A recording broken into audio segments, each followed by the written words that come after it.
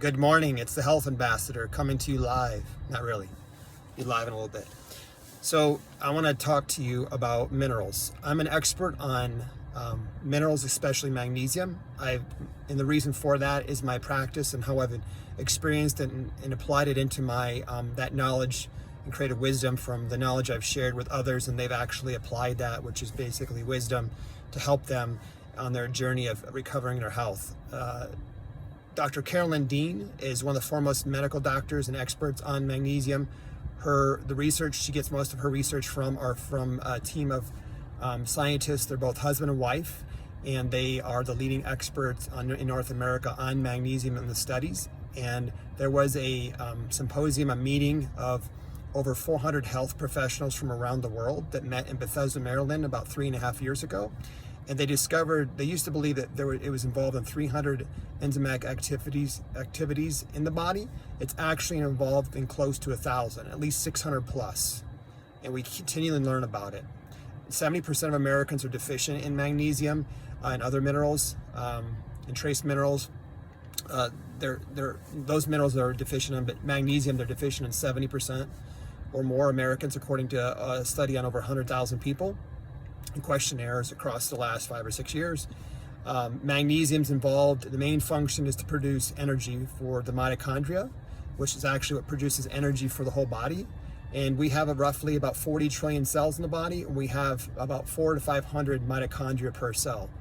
So that would go into the quadrillions or quadrillions of mitochondria that we have in the body. When you have low magnesium, you will have low energy, you'll have sleep issues, you'll have anxiety potentially. These are all different symptoms. Some of them are related to others. You'll have hard time focusing. Obviously, you won't be able to go into a deep sleep. Your cortisol levels, it helps modulate cortisol levels. It helps modulate insulin levels, the glucose levels. It helps with functioning of the body. It helps get rid of plaques in the brain. It helps to repair blood vessels. It helps to restore the adrenal glands and the kidneys. It's like the battery of the body. Magnesium is extremely important. Foods that are some of the highest foods that are some of the highest in regards to the amounts of magnesium are a dark chocolate, 70% or higher. The darker the chocolate, the more magnesium.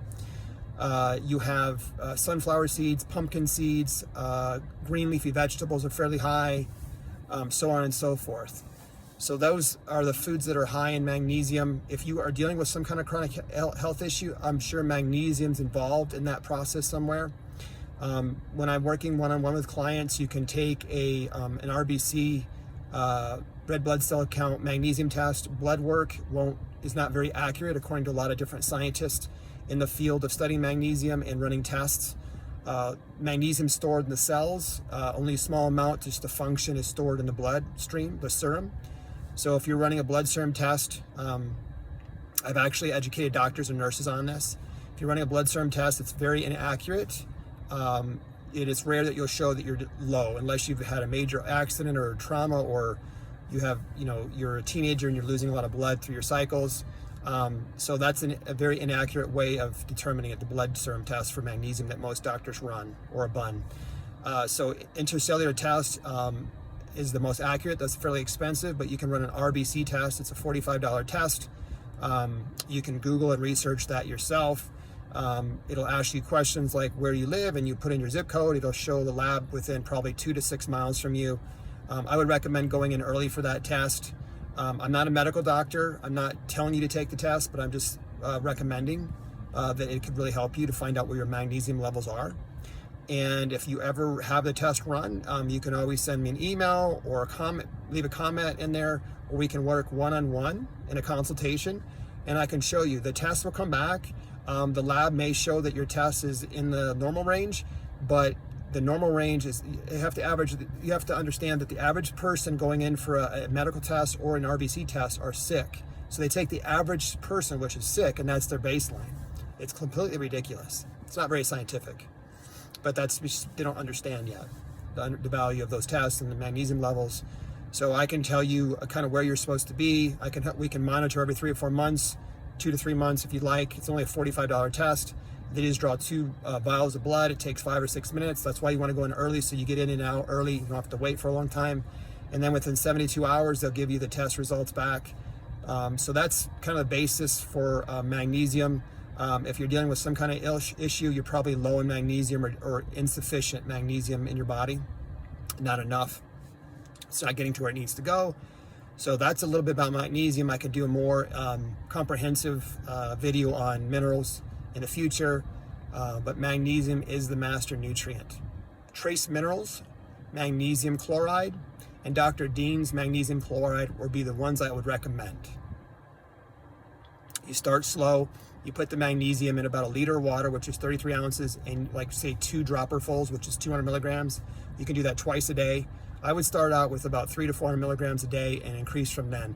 If you get loose stools, if you take other magnesiums, you'll get loose stools quicker. You won't be able to assimilate the magnesium. It won't absorb very well. According to the NIH, we absorb, if we have a healthy digestive system, which most of us don't, we absorb basically 25% of whatever we take from a mineral because they're not going into the cell. They're too large for the cell. Ionic magnesium, Dr. Dean, and also by Trace Minerals is ionic, so you're going to absorb so much more. We don't really know because there hasn't been a lot of scientific studies on it, on ionic, but people through observations, through thousands of different testimonials and research and talking to clients and whatnot, and listening to other stories from other books and other science, observational science, we find that we believe that ionic magnesium is absorbed at about 50 to 60% versus 25.